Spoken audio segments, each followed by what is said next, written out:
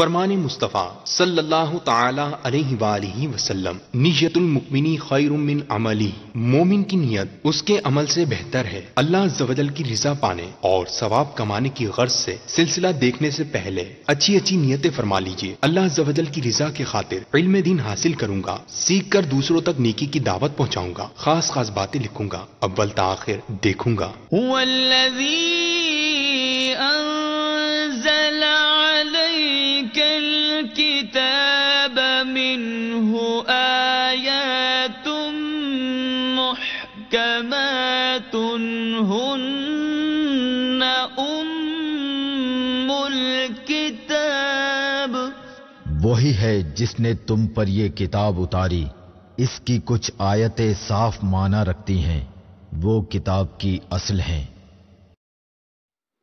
الحمدللہ رب العالمین والصلاة والسلام علی سید الانبیاء والمرسلین، اما بعد فاعوذ باللہ من الشیطان الرجیم، بسم اللہ الرحمن الرحیم۔ محترم اور پیارے اسلام بھائیوں اور مدنی چینل کے ناظرین، ہم حاضر ہیں ایک مرتبہ پھر سلسلہ احکام قرآن میں۔ اس سلسلے کے اندر قرآن مجید فرقان حمید کی ان آیات پر گفتگو کی جاتی ہے جس میں اللہ تبارک و تعالیٰ نے ہمیں کسی حکم سے نوازا ہے، کوئی حکم عطا کیا ہے، کسی حکم پہ چلنے کا حکم دیا ہے، کسی حکم پہ چلنے کا تقاضا کیا ہے، یا پھر کسی کام سے منع کیا ہے۔ ایسی آیات کو آیات احکام کہا جاتا ہے۔ ہم تسلسل کے ساتھ چل رہے ہیں۔ سورہ بقرہ کی کچھ آیات ہم نے اپنے پچھلے سلسلوں کے اندر بیان کی۔ آج ہم نے ایک بڑی اہم آیت کا انتخاب کیا ہے جس کا تعلق سرکار دو عالم صلی اللہ تعالی علیہ وسلم کی بارگاہ کے آداب کے متعلق ہے۔ اللہ تبارک و تعالیٰ نے اس حوالے سے کیا حکم دیا ہے، آئیے دیکھتے ہیں جو آیت ہم نے منتخب کی ہے وہ آیت کون سی ہے۔ جو آیت ہم نے منتخب کی ہے وہ آیت ہے سورہ بقرہ کی 104 نمبر آیت۔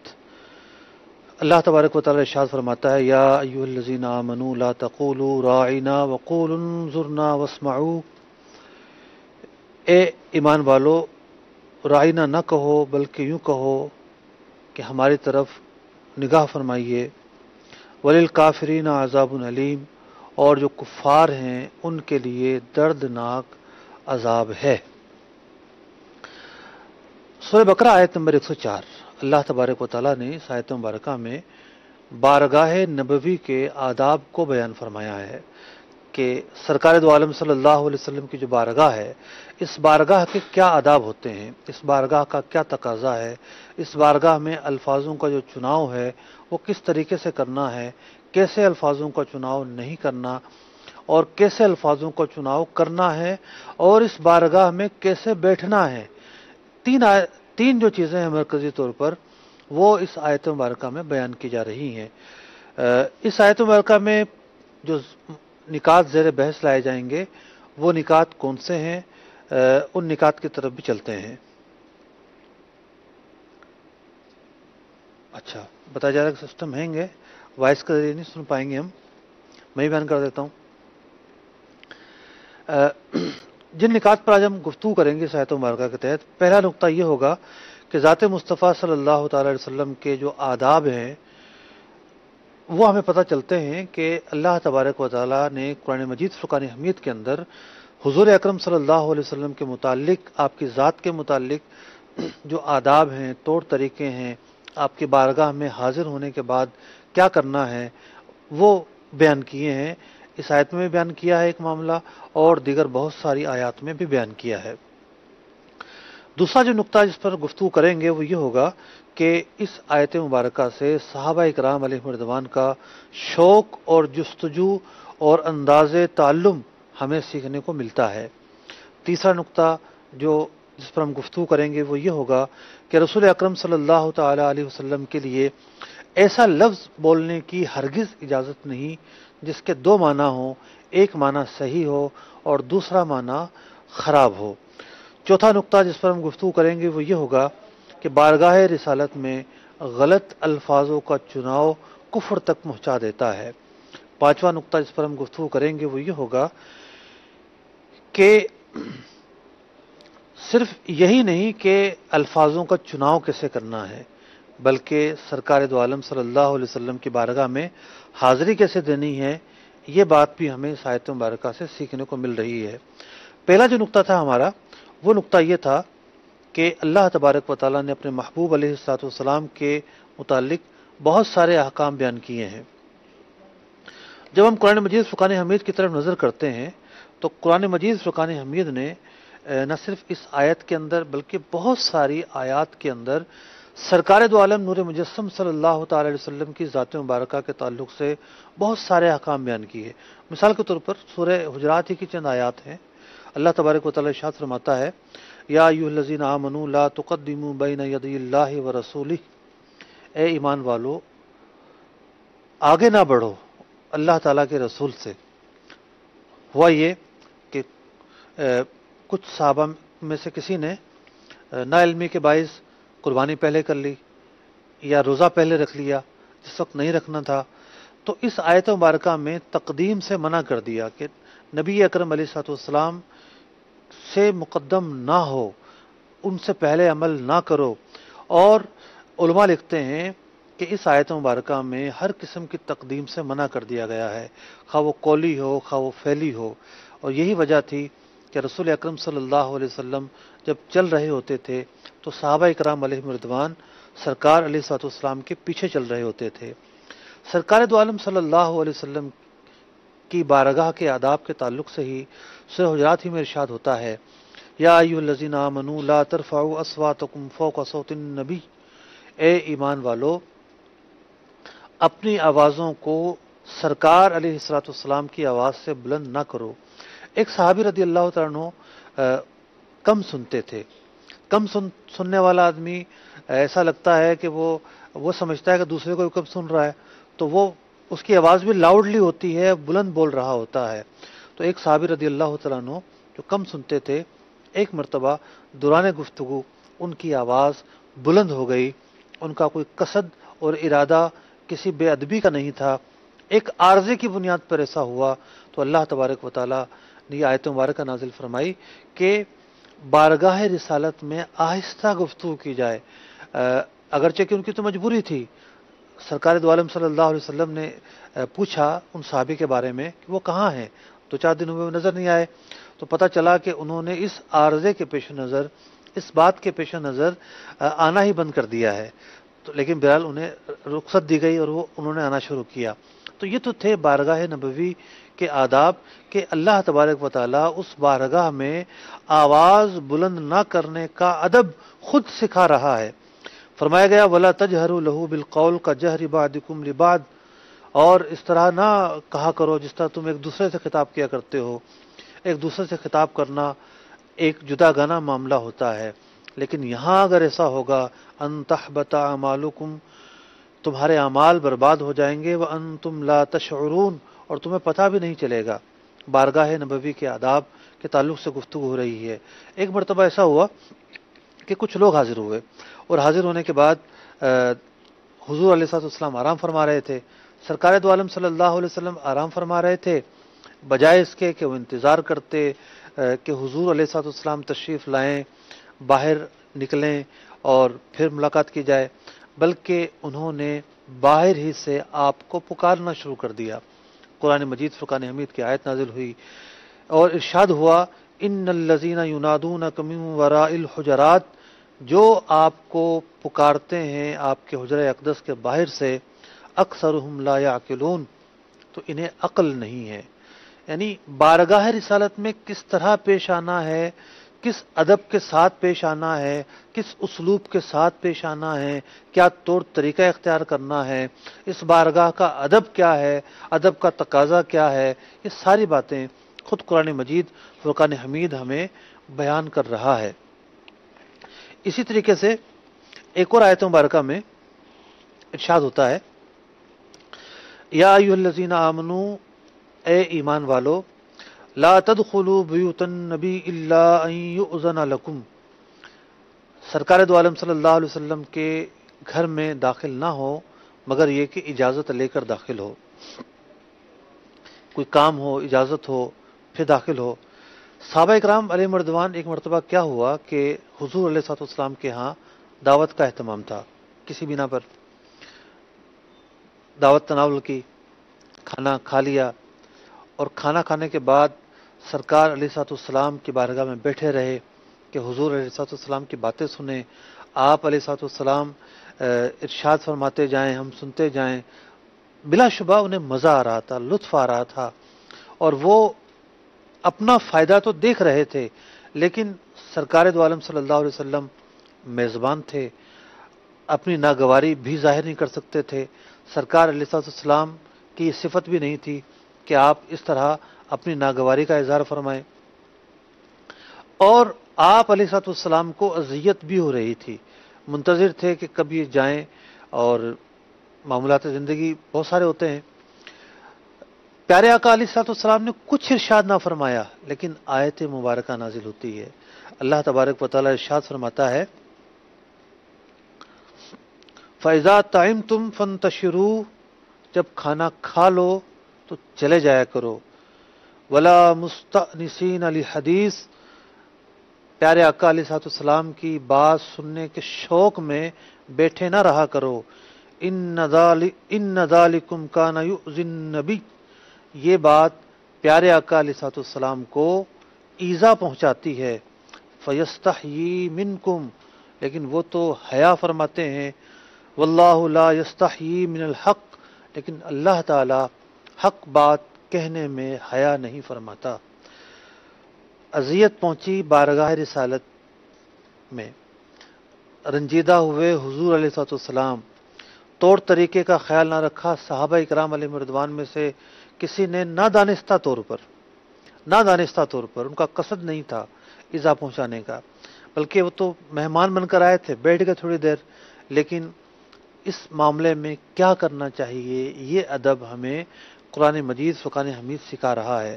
تو یہ تو وہ کچھ آیات تھیں، اور بہت ساری ایسی آیات ہیں، بہت سارے مواقع پر اللہ تبارک و تعالیٰ نے مختلف آداب سکھائے ہیں۔ جو آیت آج ہم اپنے سلسلے میں بیان کر رہے ہیں، اب آتے ہیں اس آیت مبارکہ کی طرف۔ ہوا یہ کہ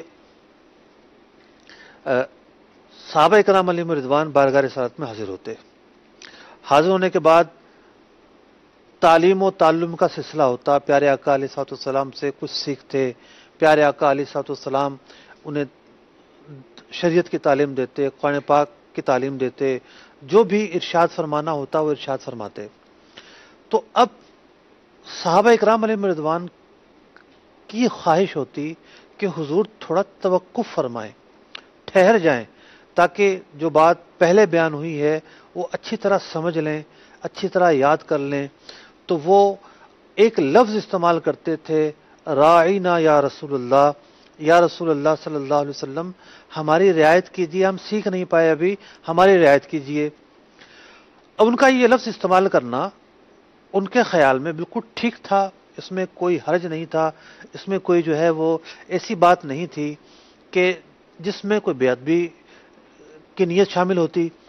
لیکن عرب جو ہے اس میں بہت ساری زبانیں ہوتی ہیں، قبیلے کے حساب سے، خاندان کے حساب سے، شہر کے حساب سے، بعض جگہ ایک لفظ ایک جگہ استعمال ہو رہا ہوتا ہے، وہی لفظ دوسری جگہ دوسرے معنی میں استعمال ہو رہا ہوتا ہے۔ جیسے ہمارے ہاں سندھی اور بلوچی بہت ہی قریب زبانیں ہیں، ایک ہی ملک میں بولے جانے والے دو زبانیں ہیں۔ اب سندھی کے اندر جو پگ ہے اس کا ترجمہ کچھ اور ہے، اور اسی پگ کو بلوچی میں کچھ اور کہتے ہیں۔ ایک زبان والے اس کو پاؤں کہتے ہیں، ایک زبان والے اس کو پگڑی کہتے ہیں۔ ایک زبان والوں کے ہاں یہ عزت کا لفظ ہے، ایک زبان والوں کے ہاں یہ عزت کا لفظ نہیں ہے۔ تو ایسا ممکن ہے۔ صحابہ اکرام علیہم رضوان جس نظریے سے، جس خیال سے اور جس پس منظر کے ساتھ گفتگو کر رہے تھے، کوئی بے ادبی کا شائبہ تک نہیں تھا۔ لیکن مدینہ منورہ میں یہود بھی رہا کرتے تھے، تو یہودی جو ہے اس لفظ سے غلط معنی اٹھاتے تھے۔ اب یہ لفظ جو ہے رائنا، جو لفظ ہے یہ رعایت سے بھی نکل سکتا ہے اور رعونت سے بھی نکل سکتا ہے۔ اگر رعونت سے مانا جائے تو اس کا معنی بڑا غلط بنے گا، ایک طرح کی گالی بنے گی، اور وہ اس لفظ کو بگاڑتے بھی تھے۔ اگر اسی لفظ کو کھینچا جائے، رائنا اگر پڑھا جائے تو ترجمہ یہ بنے گا کہ اے ہمارے چرواہے، معاذ اللہ ثم معاذ اللہ۔ تو ایک دو پہلو بیان کیے ہیں مفسرین نے اس آیت مبارکہ کے پس منظر میں کہ لفظ رائنا کے اندر کیا بگاڑ تھا۔ ایک بگاڑ اس اعتبار سے تھا کہ رونت کے معنی میں وہ لیتے تھے جس کے معنی حماقت کے ہوتے ہیں۔ دوسرا بگاڑ یہ تھا کہ وہ رائنا پڑھنے کے بجائے رائنا پڑھتے تھے، یعنی عین نون یا کا اضافہ کر دیتے تھے جس کا معنی ہو جاتا تھا اے ہمارے چرواہے، جبکہ صحابہ کرام علیہم رضوان صرف رائنا کہا کرتے تھے۔ تو ہوا یہ کہ ایک صحابی رضی اللہ تعالیٰ عنہ حاضر ہوئے بارگاہ رسالت میں، انہوں نے سب سے پہلے تو یہود کی یہ گفتگو سنی، یہود کی یہ گفتگو سن کے بڑے حیران ہوئے، وہ ان کی یہ زبان جانتے تھے، اور انہوں نے منع کیا کہ خبردار جو آئندہ کسی نے یہ لفظ استعمال کیا حضور علیہ الصلوۃ والسلام کے لیے میں تمہاری گردن کھینچ لوں گا، یعنی گردن اڑا دوں گا۔ تو انہوں نے کہا کہ یہ لفظ ہم تھوڑی استعمال کرتے ہیں، تو خود تمہارے نبی کی خدمت میں بیٹھے ہوئے صحابہ استعمال کرتے ہیں، جا کے انہیں بھی سمجھاؤ۔ تو انہوں نے آ کے بارگاہ رسالت میں عرض کیا کہ اس لفظ کے تو اور معنی بھی ہیں، اور وہ معنی غلط ہیں، اور یہودی جو ہے تمسخر اڑاتے ہیں، مذاق اڑاتے ہیں۔ تو آیت مبارکہ نازل ہوتی ہے اور اللہ تبارک و تعالی منع فرما دیتا ہے اس لفظ کے کہنے سے، اور ارشاد ہوتا ہے قول انظرنا، کہ تم فرماؤ انظرنا، رائنا کے بجائے انظرنا کہو۔ علماء کہتے ہیں لفظ انظرنا کے اندر بھی دو معنی ہیں، دو اچھے معنی ہیں۔ یا تو انظرنا کا مطلب یہ ہے، یعنی یہ انتظار سے نکلا ہے، معنی یہ بنے گا حضور کچھ مہلت دیجئے، توقف فرمائیے، ہم سمل جائیں، سمجھ جائیں، کچھ تفہیم ہو جائے ہماری، پھر آپ اپنی گفتگو کو آگے لے کے چلیے۔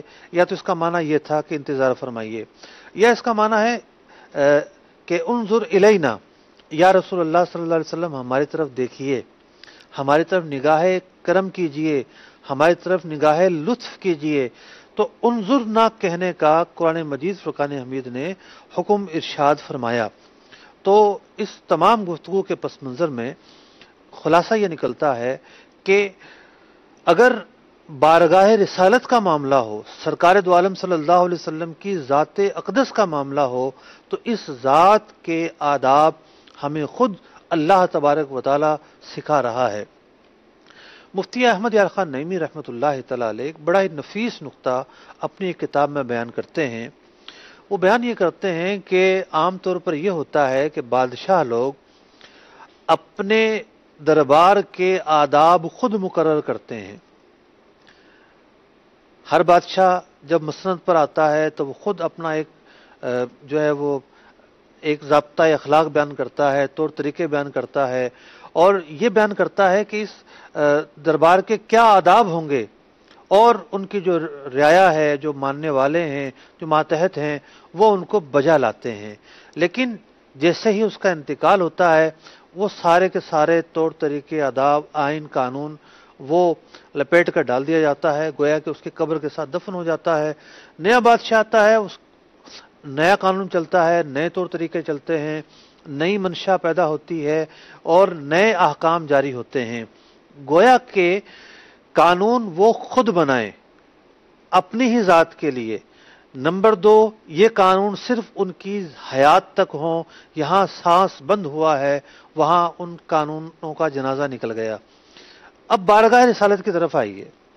یہاں حضور علیہ الصلوۃ والسلام نے اپنی ذات کے لیے قوانین خود نہیں بنائے، بلکہ یہ تو وہ بارگاہ ہے کہ جس بارگاہ کے آداب، جس بارگاہ میں حاضری دینے کا طریقہ، جس بارگاہ میں گفتگو کرنے کا طریقہ، جس بارگاہ میں حاضر ہو کر انتظار کرنے کا طریقہ، جس بارگاہ میں الفاظوں کے چناؤ کا سلیقہ خود اللہ تبارک و تعالی ہمیں بیان کر رہا ہے، اللہ تبارک و تعالی ہمیں سکھا رہا ہے، ہمیں بتا رہا ہے۔ اور ایسا نہیں ہے کہ جب تک حضور اپنی ظاہری حیات کے ساتھ موجود رہے یہ احکام اسی وقت تک تھے، نہیں، یہ قیامت تک کے لیے ہیں، ہمیشہ تک کے لیے ہیں، قیامت کے بعد بھی یہی احکام ہوں گے۔ حضور علیہ الصلوۃ والسلام کا ادب، آپ کی تعظیم اور آپ کی بارگاہ کے جو بھی طور طریقے ہیں وہ ایسا نہیں ہے کہ قیامت کے بعد بھی ختم ہو جائیں گے، اس وقت بھی جاری رہیں گے۔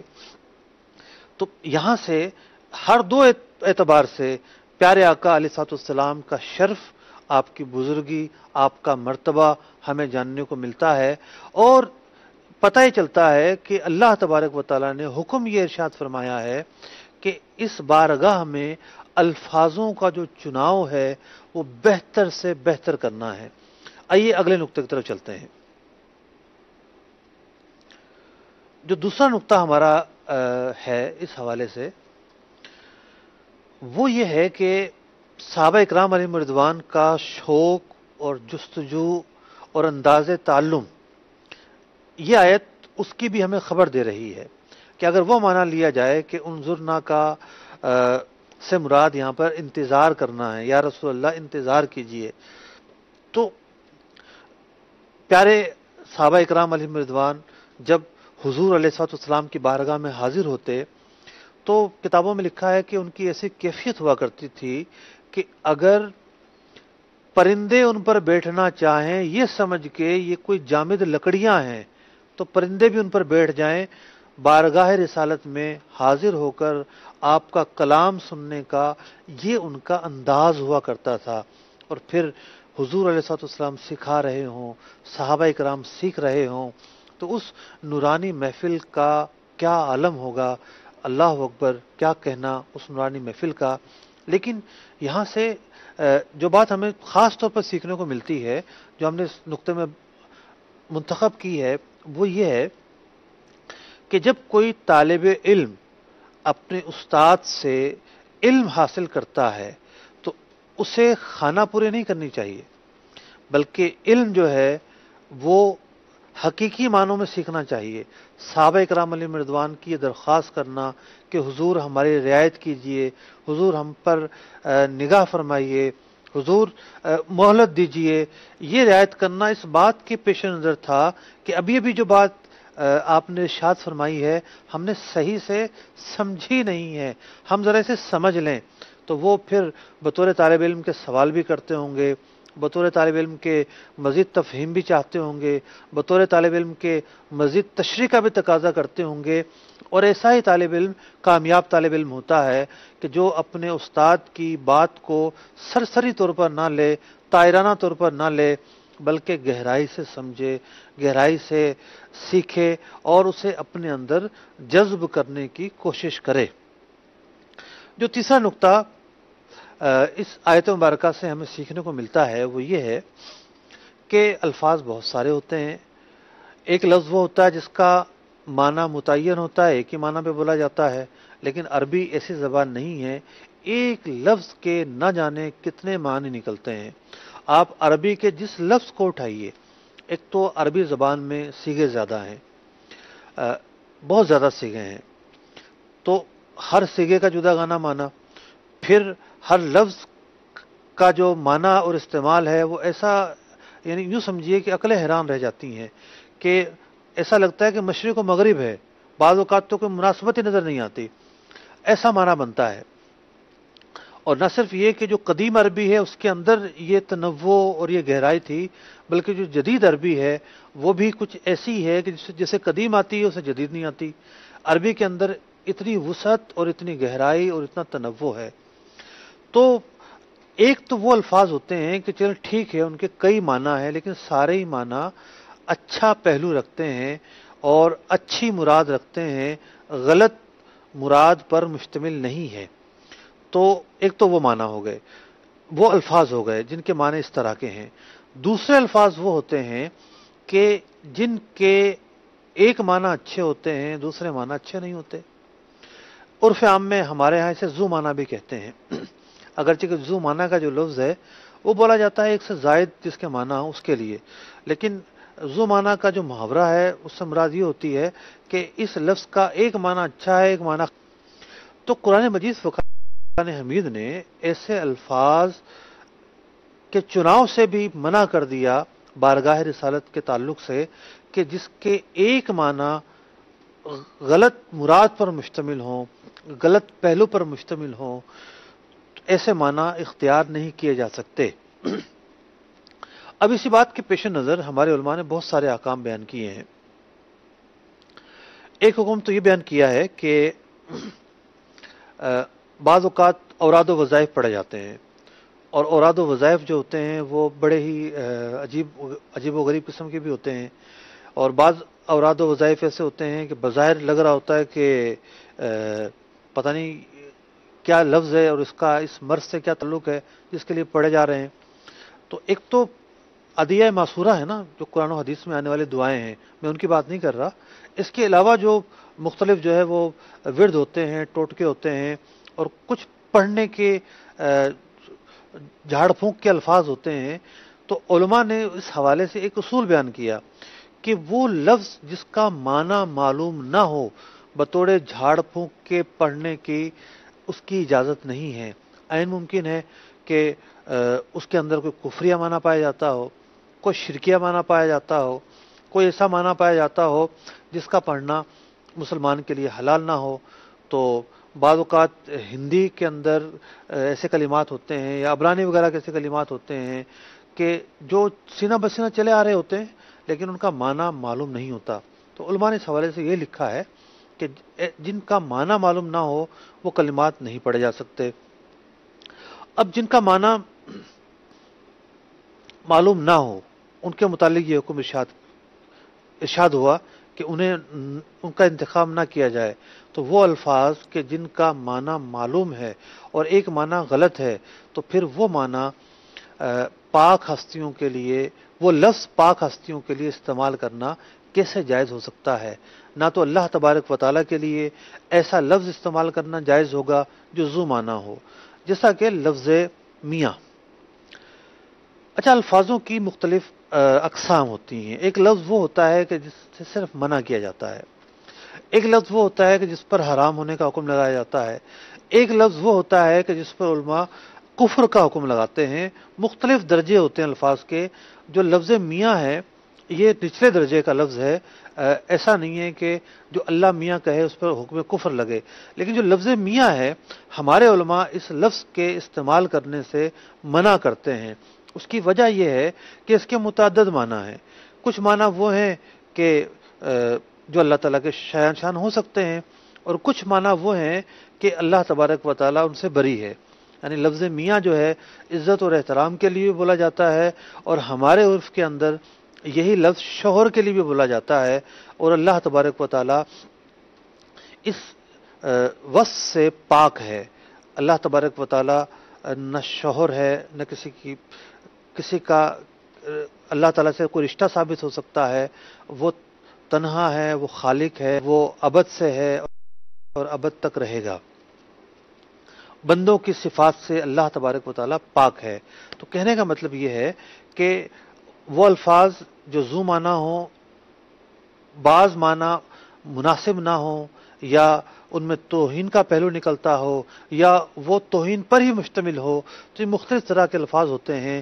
نہ تو اللہ تبارک و تعالیٰ کے لیے بولنا جائز ہے، نہ حضور اکرم صلی اللہ علیہ وسلم کے لیے بولنا جائز ہے، اور نہ ہی جو مقدس ہستیاں ہیں ان کے لیے ایسے الفاظ بولنا جائز ہوگا۔ اگلے نقطے کی طرف چلتے ہیں۔ اگلا نقطہ یہ ہے کہ بارگاہ رسالت میں غلط الفاظ کا چناؤ کفر تک پہنچا دیتا ہے۔ جیسا کہ میں نے تھوڑی دیر پہلے عرض کیا کہ الفاظ مختلف اقسام کے ہوتے ہیں۔ بعض الفاظ وہ ہوتے ہیں ان سے صرف منع کیا جائے گا، بعض الفاظ وہ ہوتے ہیں کہ ان کے استعمال کرنے کو علماء حرام کہتے ہیں، بعض الفاظ وہ ہوں گے کہ جو کفریہ معنی پر مشتمل ہوں گے۔ میں چند مثالیں آپ کی خدمت میں عرض کرتا ہوں، ان مثالوں سے آپ اندازہ لگائیے کہ بارگاہ رسالت میں الفاظوں کے چناؤ کی کتنی اہمیت ہے۔ فتاوی امجدیہ کے اندر ایک مسئلہ مذکور ہے۔ صدر الشریعہ بدر الطریقہ مفتی امجد علی اعظمی رحمۃ اللہ تعالی علیہ کے مرتب کردہ فتاوی کا یہ مجموعہ ہے۔ ایک سوال پوچھا گیا کہ کسی مقرر نے کہا ہے کہ حضور علیہ الصلوۃ والسلام امت کے چرواہے تھے، معاذ اللہ ثم معاذ اللہ۔ سرکار دو عالم صلی اللہ علیہ وسلم کے لیے نگہبان کا لفظ بولنا ادب کا لفظ ہے۔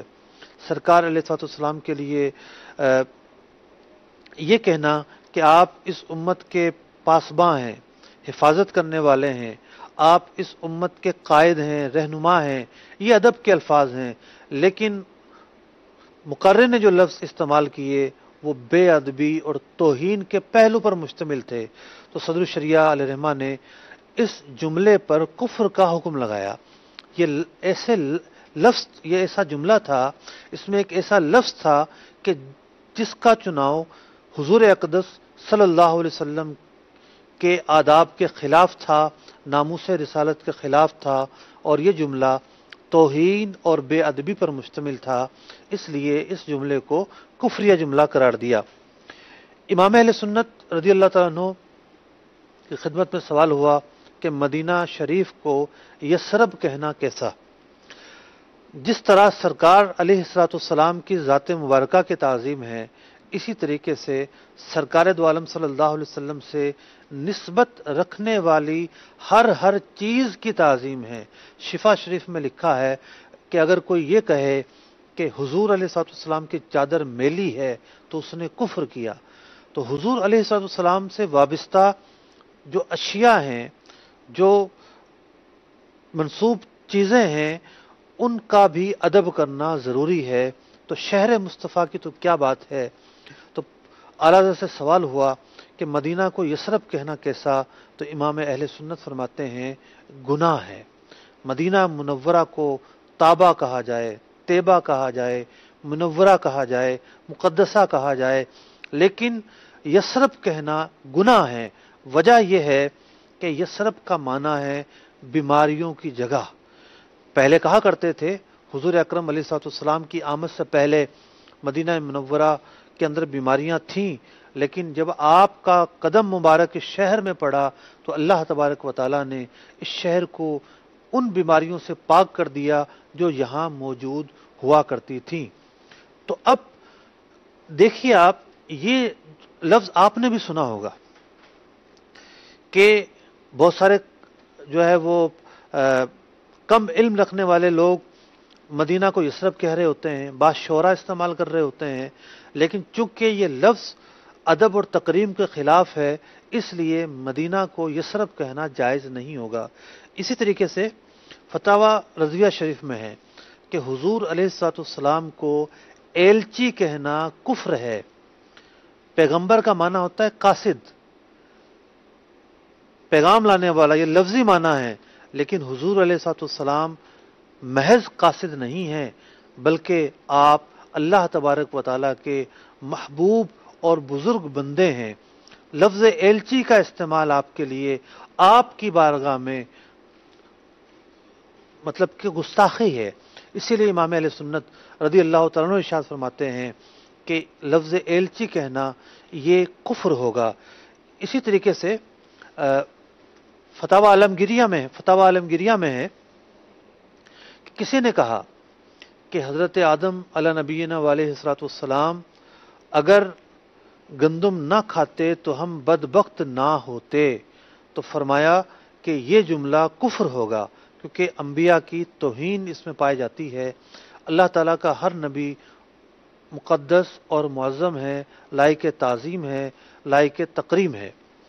تو خلاصہ کلام یہ ہے کہ بارگاہ رسالت میں انبیاء اکرام کی شان میں جو معظمات دینیہ ہیں، یعنی فرشتے ہیں، معظمات دینیہ میں ہیں۔ معظمات دینیہ کا لفظ ویسے تو عام ہے، لیکن میں ایک محدود پس منظر میں عرض کر رہا ہوں کہ فرشتوں کی شان میں اگر کوئی گستاخانہ جملہ بولا جاتا ہے وہ کفر پر مشتمل ہوگا۔ انبیاء میں سے کسی کی شان میں گستاخانہ جملہ بولا جاتا ہے تو وہ کفر پر مشتمل ہوگا۔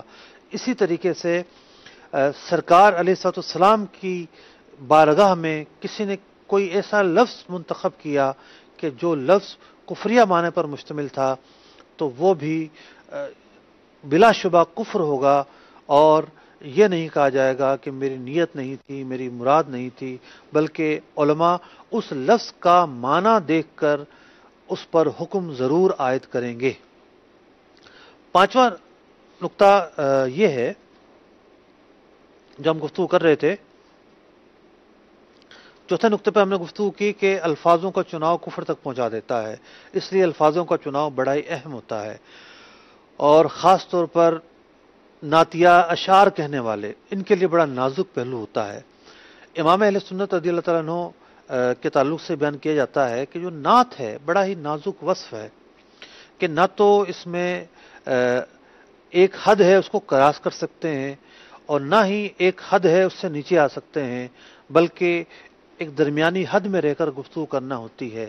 تو نعت کہنے کے لیے علم ہونا ضروری ہے، الفاظوں کے معنی کا ادراک ہونا ضروری ہے، اور الفاظ جو ہیں ان الفاظوں کا جو اطلاق ہے وہ کس پس منظر میں ہو رہا ہے یہ پس منظر دیکھنا بھی ضروری ہے۔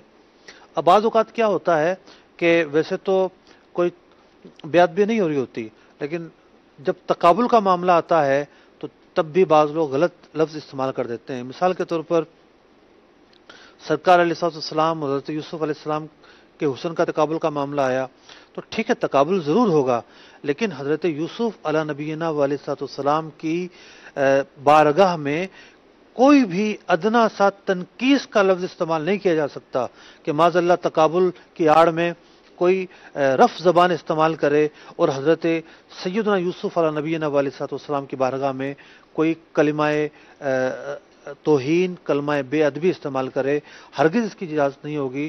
اگر ایسا ہوا تو کفر پایا جائے گا۔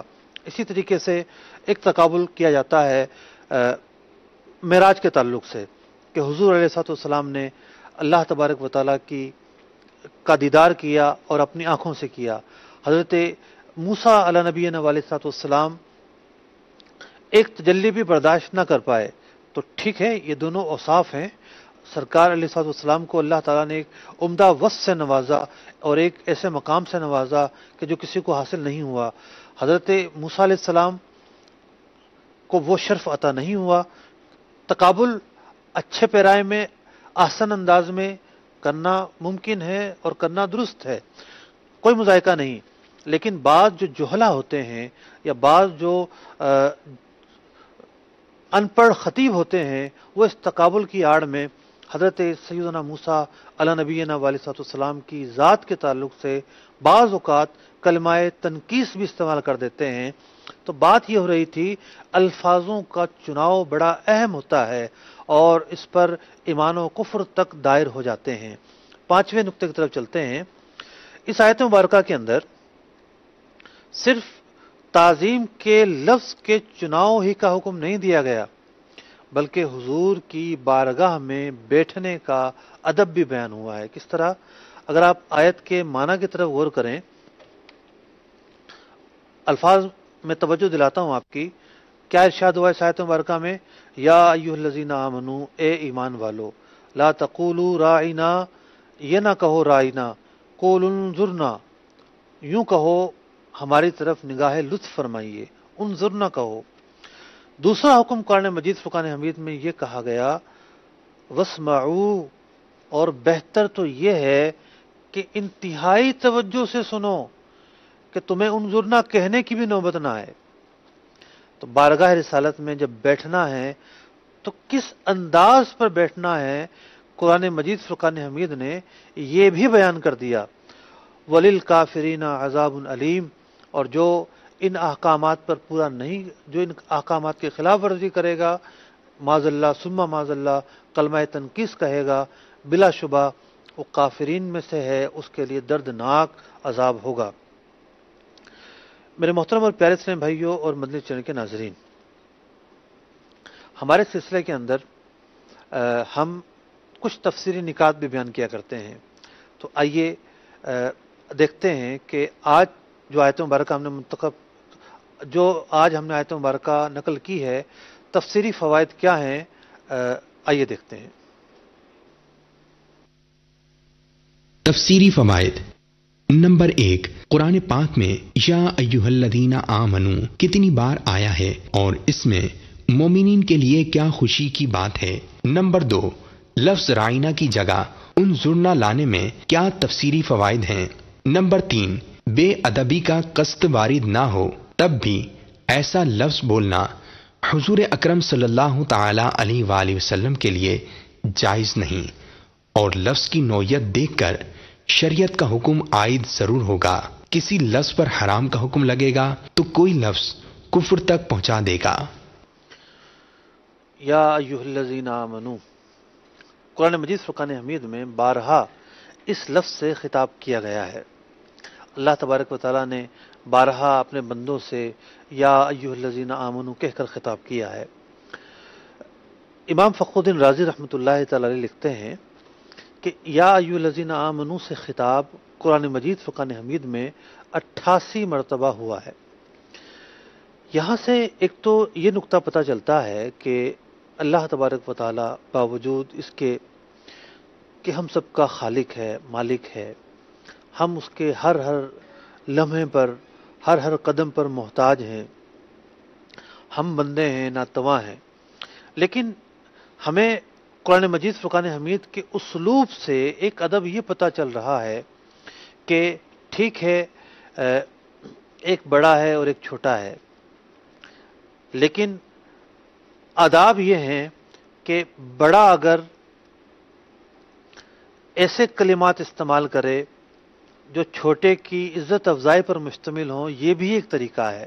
قرآن ہمیں یہ سکھا رہا ہے کہ اللہ تعالیٰ نے مومنوں سے جو خطاب کیا اس کے اندر جو الفاظ منتخب کیے گئے وہ الفاظ شرف پر، بزرگی پر اور یوں کہیے کہ فضیلت پر دلالت کرتے ہیں۔ یوں بھی کہہ دیا جاتا کہ یوں کرو، اے بندو یوں کرو، یہ بھی ایک طریقہ ہے، اللہ تعالیٰ یوں فرماتا تو یوں بھی ٹھیک تھا، لیکن اس کے ساتھ ساتھ اللہ تبارک و تعالیٰ نے القابات سے نوازا ہے اپنے بندوں کو، یا ایھا الذین آمنو۔ اب مومن کے اندر کتنے صفت پائی جاتی ہیں؟ مومن اچھا ہوگا، با اخلاق ہوگا، مومن جو ہے وہ کریم ہوگا، مومن جو ہے وہ شفقت کرنے والا ہوگا، اس کے دل کے اندر نرمی پائی جائے گی، رحم پایا جائے گا، بہت ساری صفات پائی جاتی ہیں، لیکن سب سے بڑی جو صفت ایک مسلمان کے اندر پائی جاتی ہے وہ ہے اس کا ایمان، صاحب ایمان ہونا۔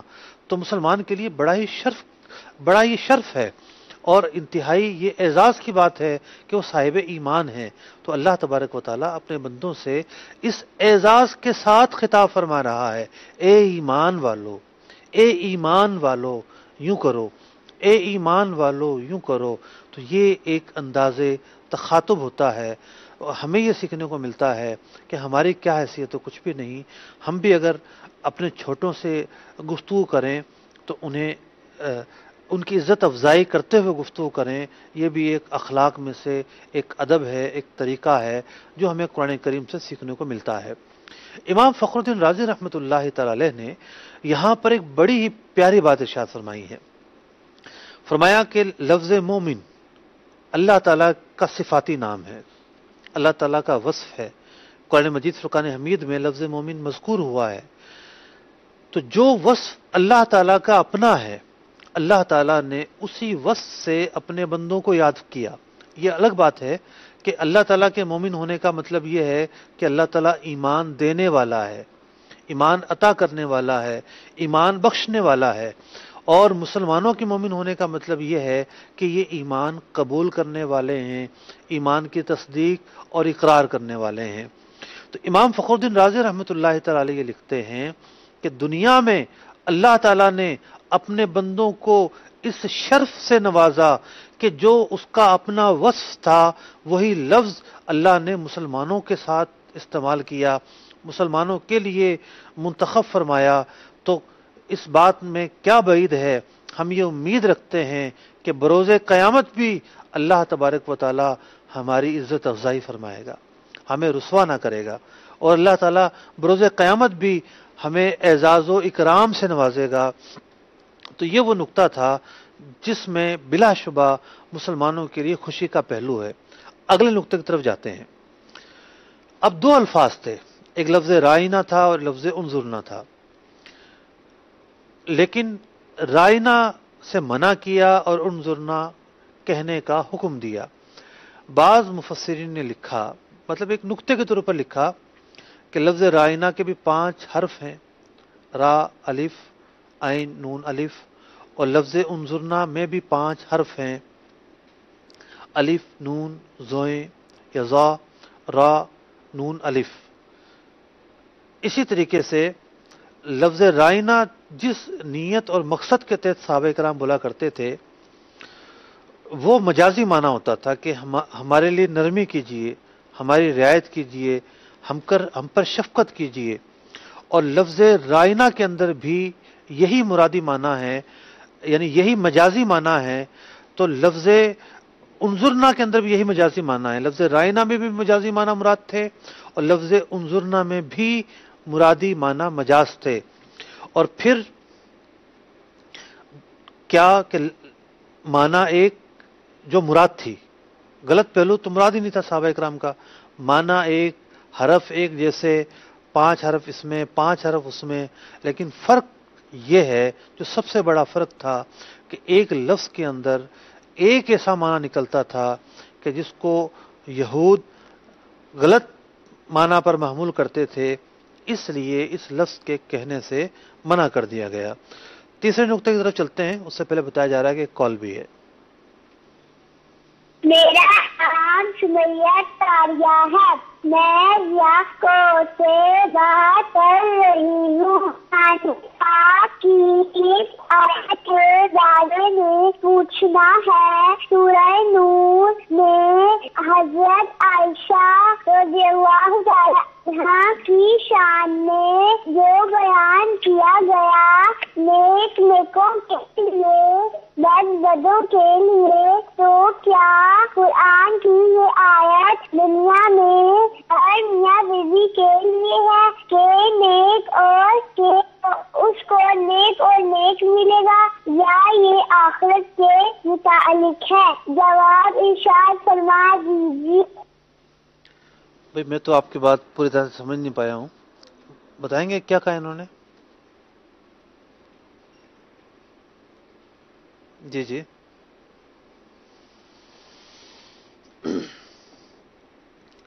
دیکھیں، اس آیت کے بہت سارے معنی ہیں، نیک نیکوں کے لیے اور بد بدوں کے لیے.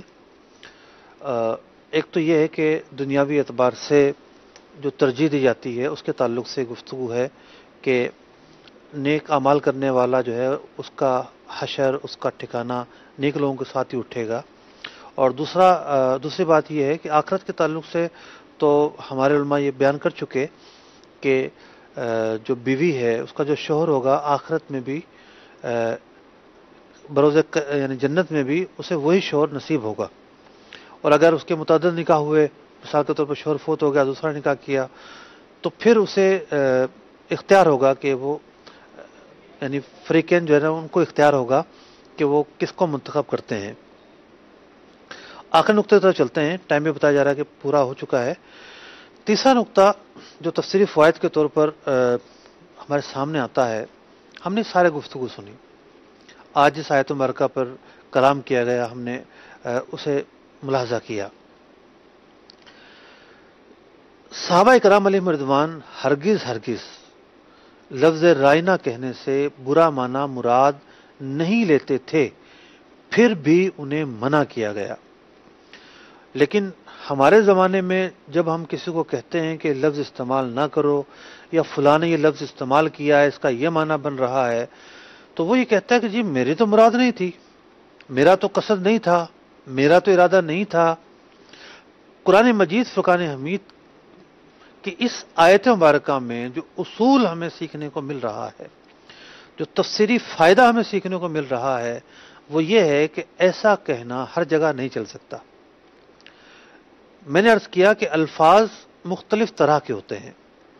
بعض اوقات واقعتاً قرینہ جو ہے وہ اس بندے کی تائید کر رہا ہوتا ہے، اور اس الفاظ کے اندر خالصتاً بے ادبی کا پہلو نہیں ہوتا، مکس لفظ ہوتا ہے، اور قرینہ کو، پس منظر کو دیکھا جائے تو کسی نہ کسی طرح رعایت کی کوئی نہ کوئی پہلو بن سکتا ہے.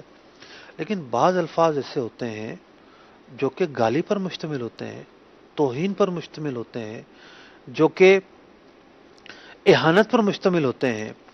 اب اگر کوئی شخص یہ کہے کہ میرا تو کوئی مقصد نہیں تھا اہانت کرنے کا، میں نے تو یہ لفظ استعمال کیا، میری تو سوچ بھی نہیں تھی، تو ایسے آدمی کو رعایت نہیں ملے گی، بلکہ مفتی جو ہے وہ اس لفظ کے ظاہر پر حکم لگائے گا. تو یہاں سے یہ بات سیکھنے کو ملتی ہے کہ اگر خدا نہ خواستہ کسی سے اس طرح کی کوئی غلطی ہو جاتی ہے تو اسے اڑنا نہیں چاہیے. اپنی انا کا مسئلہ نہیں بنانا چاہیے. بعض اوقات نادانستہ طور پر غلطی ہو جاتی ہے انسان سے. اپنی انا کا مسئلہ نہیں بنانا چاہیے. اپنے خود ساختہ اصولوں کی پیروی نہیں کرنی چاہیے. دیکھ لیجئے قرآن مجید فرقان حمید کی آیت مبارکہ سورہ بقرہ کی 104 نمبر آیت کہ صحابہ کرام علیہم رضوان جس لفظ کو استعمال کر رہے ہیں ان کی نیت، ان کی مراد واضح تھی. ان کے وہم و گمان میں بھی نہیں تھا کہ اس کا کوئی معنی غلط ہو سکتا ہے، لیکن منع کر دیا گیا اس لفظ کے کہنے سے. تو اگر کوئی لفظ ایسا ہے کہ جو یعنی لفظ رائنا کے اندر دونوں پہلو تھے، خالصتاً احانت پر یہ بھی مشتمل نہیں تھا، لیکن بعض لوگوں کی تو عادت ہوتی ہے کہ خالصتاً احانت کرتے ہیں، خالصتاً کلمہ کفر بولتے ہیں اور پھر کہتے ہیں ہماری نیت نہیں تھی، ہماری مراد نہیں تھی، یہ نہیں تھا اور وہ نہیں تھا. بلکہ آج کل تو کفر کے گندے پلندے کو ایک بڑے صاف ستھرے ورقے میں پیش کرنے کی کوشش کی جاتی ہے. یعنی کفر کے گند کو بھی یعنی کفر سے بڑھ کر کوئی نحوست نہیں ہو سکتی، کوئی برائی نہیں ہو سکتی، کوئی ناپاکی نہیں ہو سکتی، کوئی خباثت نہیں ہو سکتی. کفر اعلیٰ درجے کی خباثت ہے. تو اس کفر کی خباثت کو بھی ہمارے معاشرے کے اندر بعض لوگوں نے یہ کوشش کی کہ چاندی کے ورقے میں لپیٹ کر اچھے سے الفاظوں کا چناؤ کر کے اس کو عام کیا جائے. کچھ دن پہلے بہت سارے ایسے واقعات ہوئے کہ سوشل میڈیا کا غلط استعمال ہوا. سرکار دو عالم صلی اللہ علیہ وسلم کی ذات اقدس میں اہانت کی گئی، کلمات کفر بولے گئے، توہین آمیز کلمات کہے گئے، اور ایک حلقہ تھا جس کی یہ آواز تھی کہ جناب اظہار رائے کو دبایا جا رہا ہے، اظہار رائے کا حق نہیں ہے. معاذ اللہ ثم معاذ اللہ. ارے کیا قرآن سے بڑھ کر کوئی تعلیمات ہو سکتی ہیں؟ ہرگز نہیں ہو سکتی. جب قرآن یہ کہہ رہا ہے کہ جو لفظ حضور علیہ الصلوۃ والسلام کی شایان شان نہ ہو وہ لفظ استعمال نہیں کیا جا سکتا، تو ایسا لفظ استعمال کرنا کوئی یہ کہے کہ حق رائے کی آزادی کا تقاضا ہے، ہرگز نہیں ہو سکتا. یہ ایک خود ساختہ قانون تو ہو سکتا ہے، ہر رائے کی آزادی کا دائرہ ہوتا ہے. آپ جائیں کسی ملک کے اندر اور پھر اظہار کریں اس ملک کے خلاف اور کہیں کہ مجھے اپنی رائے دینے میں آزاد ہوں، بغاوت کا مقدمہ ہو جائے گا. اور ہمارے لیے تو سب سے اعلیٰ اور افضل جو ذات ہے اللہ تعالیٰ نے جس کے مقام کو سب سے بلند فرمایا ہے وہ حضور اقدس صلی اللہ علیہ وسلم کی ذات مبارکہ ہے. اللہ تبارک و تعالیٰ سے دعا ہے کہ اللہ تبارک و تعالیٰ ہمیں با ادب رکھے، ہمارا ٹھکانہ با ادبوں کے ساتھ کرے، ہمیں بے ادبی سے محفوظ فرمائے، ہماری نسلوں کو بے ادبی سے محفوظ فرمائے. آمین بجاہ النبی الامین صلی اللہ تعالی علیہ وسلم. قرآن کے احکام پہ بھی مجھ کو چلا دے.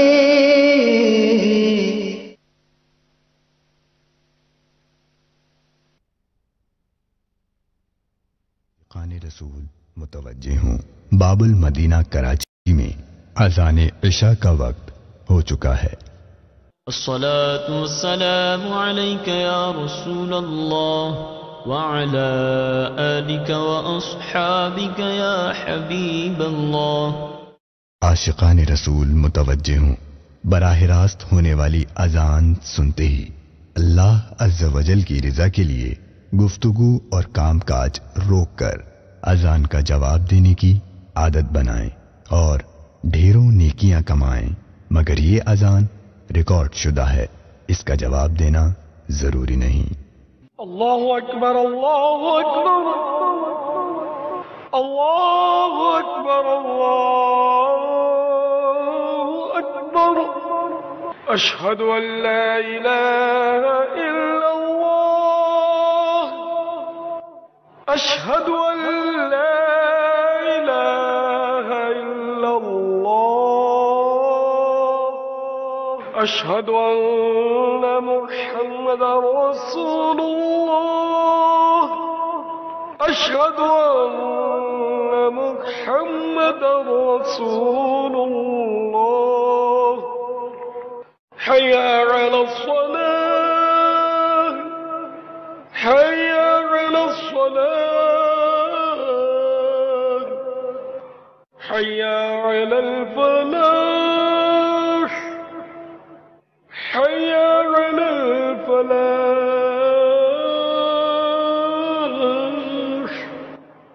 الله أكبر الله أكبر لا إله إلا الله.